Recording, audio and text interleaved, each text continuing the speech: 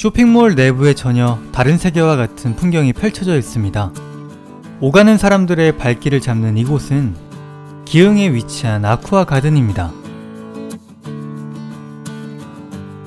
매혹적인 금어의 지느러미만큼 수조 너머 아름다운 공간에 눈길이 가는데요.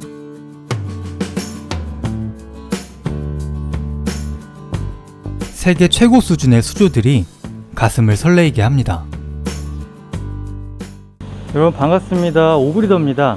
오늘은 어떤 브리더라고 말씀드리기가 약간 애매한 상황이라서 오브리더로 시작을 하겠습니다. 자, 여기를 보시면은 수족관 카페인데요. 일반적인 수족관 카페처럼 이렇게 뭐 수조가 있고 차를 파는 곳이라고 생각을 하실 수도 있겠지만 이쪽을 보시면 벌써 범상치 않은 수조들이 있습니다. 저도 국내 여러 수족관이랑 또 해외 수족관들을 다녀봤지만 정말 이 정도로 큰 규모의 아름다운 수족관은 처음 보는 것 같아요. 여기가 또 어떻게 운영이 되고 있고 어떤 생물들이 있고 어떤 수조들이 있는지 한번 감상해 보는 시간을 갖도록 하겠습니다. 커다란 유목과 이끼가 물 밖에서 신비한 분위기를 냅니다. 물속에 있는 알록달록한 시클리드가 저마다를 뽐내고 있네요. 이곳 수조들은 유니크한 구조와 큰 규모지만 디테일과 퀄리티가 엄청난데요.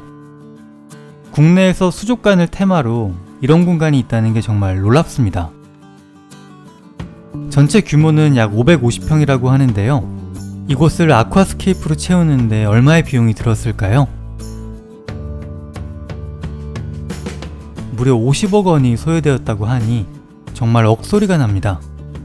그런데 이 모든 게 혼수였던 어항 하나에서 시작되었다면 믿겨지시나요? 처음에 이 사업을 시작하게 된 거는 결혼하면서 이제 물고기를 사하게 되면서 이 사업이 시작이 된 거예요. 제가 동남아를 자주 나갔는데 동남아에서 이 잘 꾸며진 수초 어항들을 보고 관람객분들이 우시더라고요.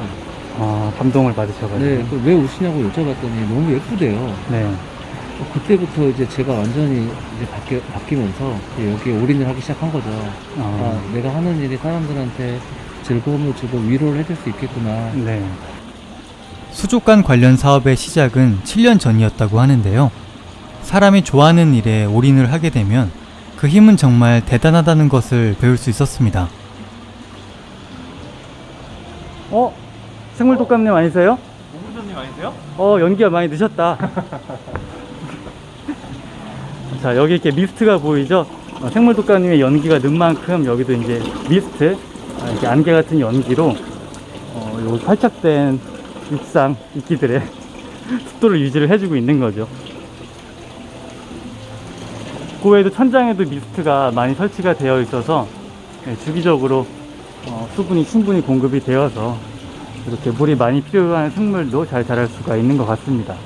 이 이끼가 유지를 하는 게 보통 어려운 일이 아니거든요. 식물보다 사실 이끼 키우는 게 더 어려운 일일 수도 있어요. 너무 과하게 습해도 또 너무 건조해도 또 빛이 너무 강해도 어두워도 안 되는 게 이 이끼인데 이끼들이 활착이 굉장히 잘 돼 있고 싱그러움을 유지를 하는 게 비법이 정말 궁금할 정도로 아름답습니다. 지금부터는 수조와 생물들을 보여드릴게요.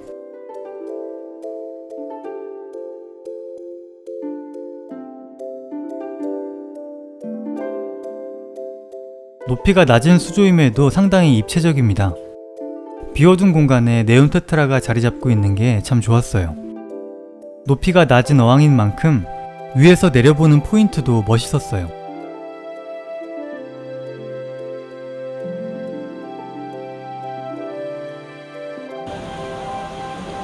대형 수조들도 하나같이 멋있지만 이렇게 중규모나 작은 수조들도 레이아웃이 굉장히 예쁘게 잘 돼 있어서 너무나 배울 것도 많고 그냥 예쁜 것 같아요.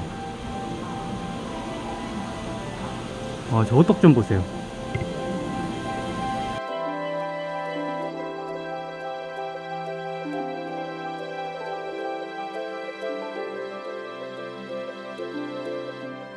지금이야 뭐 시기가 시기인 만큼 여기서 차를 마시면서 다닐 수는 없지만 원래는 카페로 같이 운영을 하고 있는 곳이거든요. 차 한잔 마시면서 여기를 걸으면은 평화를 느끼면서 힐링할 수 있는 그런 공간이 틀림없는 것 같아요.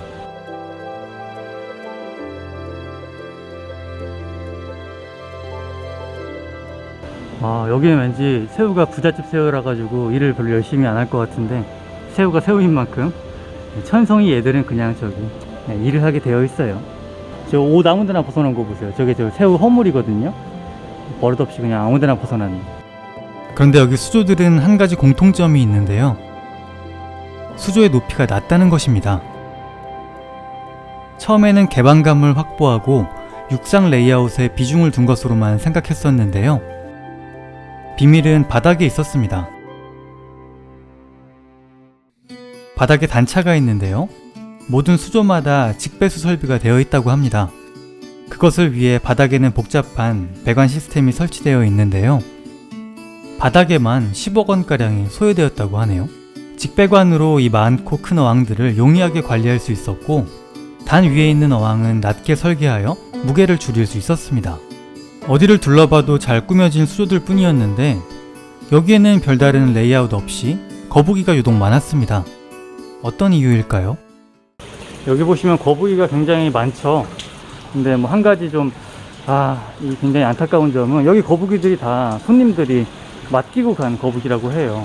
손님들이 거북이를 너무 맡아달라는 부탁을 많이 하신대요. 막 와서 아이들이 울기도 하고 하다 보니까 한 마리 두 마리 맡아주신 게 뭐 이렇게나 많은 거북이들이 있게 되었다고 합니다. 근데 이제 더 이상은 진짜 거북이가 계속 늘어날 수가 없기 때문에 여기다가 부탁을 하시는 거는 자제를 해주셔야 될 것 같아요. 그게 이제 뭐 아이들한테도 교육적으로 사실 끝까지 책임을 지지 않는 게 좋아 보이지는 않을 것 같아요. 곳곳에 위치한 어항들은 크기와 상관없이 아름다웠는데요. 소재를 사용하는 힌트도 얻고 영감도 받을 수 있었습니다. 이렇게 판석으로 완전히 밑에를 구분해서 주는 것도 굉장히 이색적이네요. 새우들도 잘 보일 것 같고. 이런 방식 생각을 못 해봤는데 새우 컴퍼니에 한번 적용해 볼 만한 방식인 것 같습니다. 가오리 비파네요. 귀엽죠?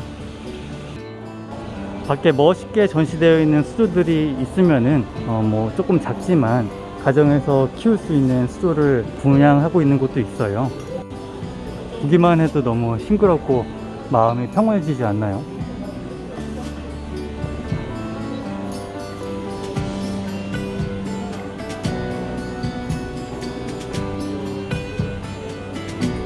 이곳에는 열대어를 비롯해 어항을 꾸미는 데 필요한 것들은 다 있었어요.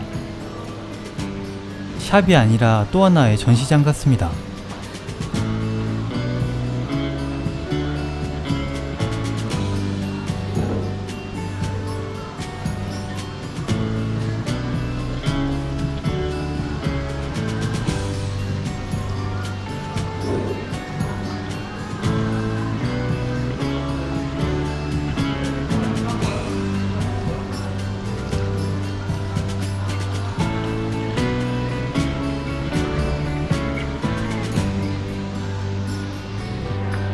이렇게 레이아웃된 수조 자체를 팔기도 했는데요. 우리 집에도 하나쯤 물생활 관심이 없던 분들도 입문하게 될 것 같습니다.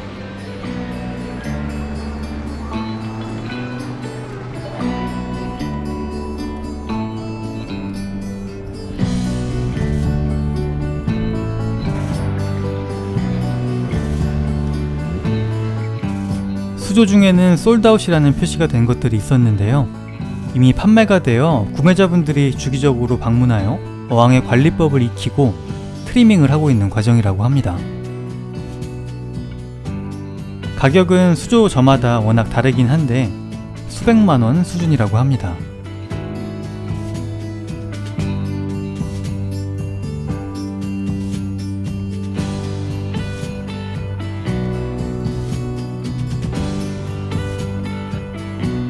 여기는 유목이나 용품 같은 것들이 있는 공간입니다.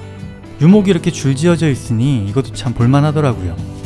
대형 그루터기부터 가지 유목들까지 종류도 다양했습니다.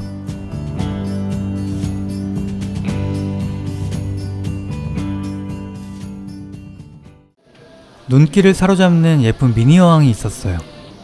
유리병에 살아있는 수초와 작은 물고기를 담은 것인데요. 붉은색 수초도 있어서 조명이 좀 궁금했습니다. 조명이 혹시 어떤 조명이에요? 이 조명은 그냥 LED 5W로 저희가 따로 개발한 조명이에요. 네, 시중에 없는 조명 같아요. 네, 시중에 없는 것들이고 이렇게 네. 아쿠아가든 제품으로 이제 시제품이 나온 거고. 네. 5W 정도면 수초를 비롯해 테라리움용 식물들도 충분히 살 수 있겠네요. 저는 등강류나 다트프록이 생각나더라고요.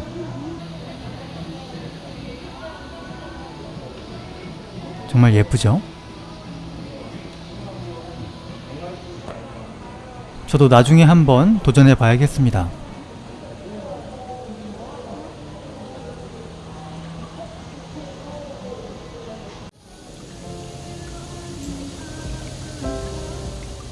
오늘 보여드린 영상 어떠셨나요?